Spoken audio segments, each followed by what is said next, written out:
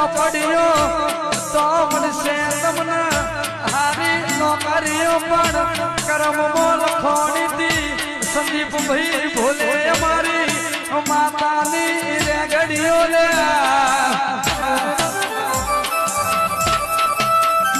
ગોમના બદલ ચડીને કરેલી રેગડીઓ કિશન પોચડા અતારે કોમયા